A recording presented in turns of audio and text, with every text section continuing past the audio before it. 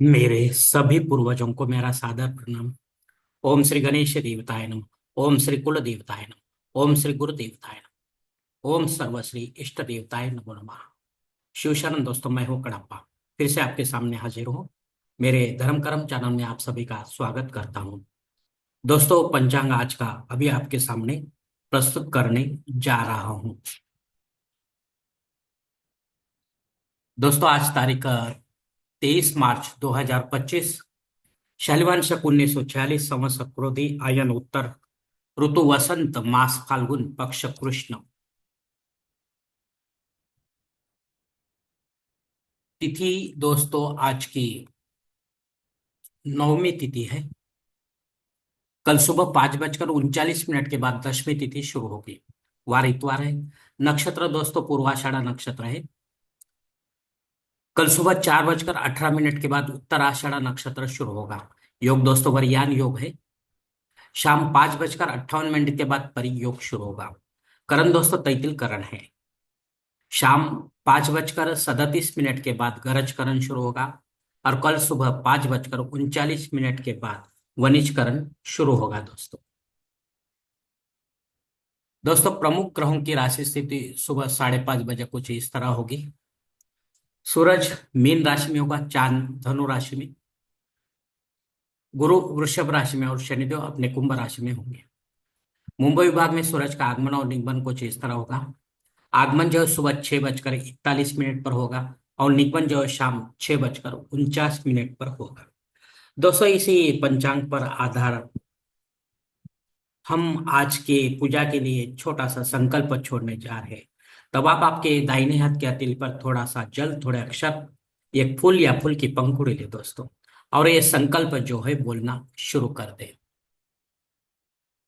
हर ओम शिव शिव शंभो रात्ने प्रवर्तमानस्य ब्रह्मणो द्वितीय परार्धे श्वेत वराह कल्पे वैवस्वत मन्वंतरे कलियुगे प्रथम पादे जम्बूद्वीपे भरतवर्ष भरतखंडे मेरो दक्षिण दिग्भागे महाराष्ट्र देशे व्यावहारिक चांद्रमाणे शालिवान शक 1946 प्रभादि षष्ठी संवत्सरों में क्रोधी नाम संवत्सर उत्तरायणी वसंत ऋतु फागुन मासे कृष्ण पक्षे भानुवासरे पूर्वाषाढ़ नक्षत्रे वरियान योगे तैतिल करण युक्तायाम नवमी शुभती तो वीर गोत्र में उत्पन्न मैं कड़प्पा मोह पात दुरित क्षय द्वारा श्री पार्वती परमेश्वर प्रीत्यर्थ विधिवत पंचोपचार एवं षोडशोपचार इष्टलिंग पूजा एवं नित्य देव पूजा करिष्ये।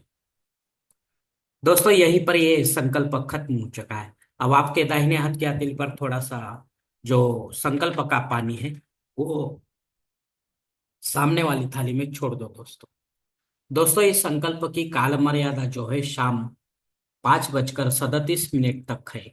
इस समय के बाद भी अगर आपको किसी धार्मिक विधि की संपन्नता के लिए संकल्प छोड़ना है तो कृपा करके आप ऊपर के बदले हुए पंचांग का सहारा लेकर नया संकल्प तैयार करें और उस संकल्प में आप जो करने जा रहे धार्मिक विधि उसका उल्लेख अवश्य करें।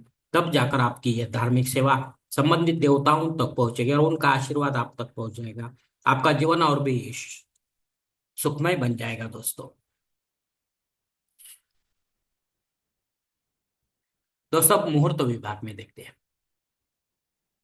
इसमें धार्मिक विधि और उनके मुहूर्त काल कुछ इस प्रकार दिए गए हैं। सबसे पहले सगाई के लिए मुहूर्त दिया गया है तारीख 24, 25, 26। गोद भराई के लिए कोई मुहूर्त अब इस मास में नहीं है। नामकरण करने के लिए मुहूर्त दिया गया है तारीख 24 और 26। मुंडन करने के लिए मुहूर्त दिया गया है तारीख 24, क्षमा करें तारीख 26। एक ही मुहूर्त है मुंडन करने के लिए तारीख 26। गृह प्रवेश करने के लिए मुहूर्त दिया गया है तारीख 24 और 26। मुहूर्त के दूसरे भाग में देखते हैं दोस्तों। जनेऊ संस्कार के लिए इस मास में कोई मुहूर्त नहीं है। शादी ब्याह करने के लिए मुहूर्त है तारीख 26। वास्तु शांति करने के लिए मुहूर्त है तारीख 26। भूमि पूजन तथा पाय भरनी करने के लिए मुहूर्त अब इस मास में नहीं है। देव मूर्ति की प्राण प्रतिष्ठा अगर आप करना चाहते हो तो इसके लिए मुहूर्त है तारीख 26। दोस्तों, इस प्राण प्रतिष्ठा में आप सभी देवी देवताओं के मूर्ति की प्राण प्रतिष्ठा कर सकते हैं, चाहे घर पर करे या मंदिर में करे दोस्तों, लेकिन पंडित के माध्यम से विधिवत करे और देव काल में करे दोस्तों। घर पर अगर करना चाहते हो तो इसके लिए कुछ हटकर नियम है दोस्तों, वो पंडित के माध्यम से आप जान ले दोस्तों, क्योंकि प्राण प्रतिष्ठित मूर्ति होने के बाद प्राण प्रतिष्ठा होने के बाद उसी मूर्ति पर आपको रोजाना अगले दिन से अभिषेक लेना होता है संबंधित देवताओं का। तब जाकर ये मूर्ति जागृत रहती है और हमें प्रसन्नता प्रदान करती है, हमारे मनोकामनाएं पूरी करने की कोशिश भी होती है दोस्तों। क्योंकि हमारी मनोकामना जो होती है वो शास्त्र मान्य हो, तो जैसे हमें मंदिर में प्रसन्नता मिलती है क्योंकि वहां की मूर्ति पर पंडित के माध्यम से रोजाना अभिषेक युक्त सेवा होती है दोस्तों, पूजा अर्चा होती है सुबह दोपहर शाम। इसलिए वो मूर्ति जागृत रहती है और हमें आशीर्वाद प्रदान करती है दोस्तों। उसी तरह हमारे घर में भी, देवघर में भी मूर्तियों के बारे में होना चाहिए दोस्तों, जो होता नहीं।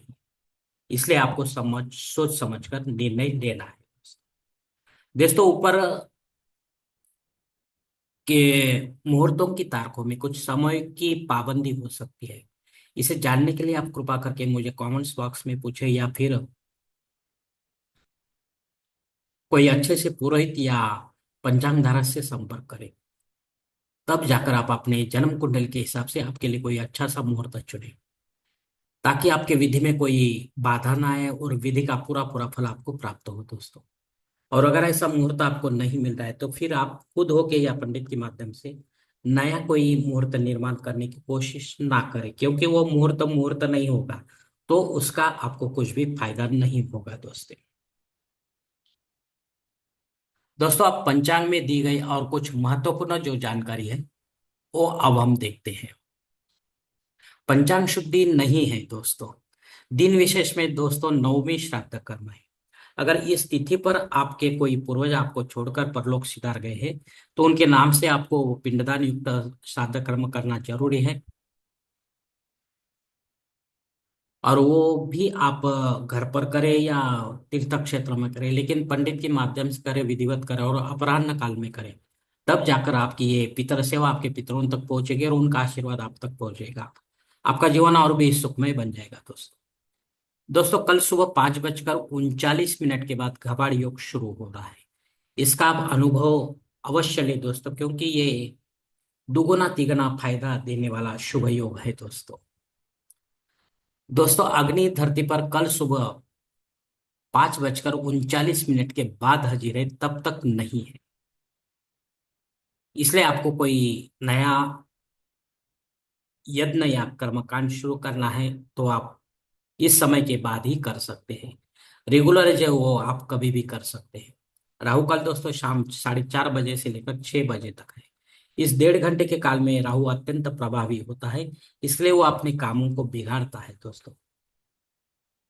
इसलिए आपको और कोई समय में अपने महत्वपूर्ण जो काम है वो पूरा पूरा करना है, ताकि उसमें आपको यश की प्राप्ति हो। प्रमुख गोचर अस्तंगत ग्रह में 27 फरवरी से शनि अस्तंगत हो गया है दोस्तों। मतलब वो निर्बल हो गया है, सूरज के पास जाके तेजहीन हो गया है। तो ऐसा अस्तंगत शरीर शनि जो है, ग्रह जो होता है, वो किसी प्रकार का फल देने के लायक नहीं होता है दोस्तों। अगर शनि संबंधित आपको कोई पूजा अर्चा करनी है तो पंडित के माध्यम से ही आप करें दोस्तों। धन्यवाद दोस्तों। आज का ये पंचांग का वीडियो मैं यहीं पर खत्म करता हूँ।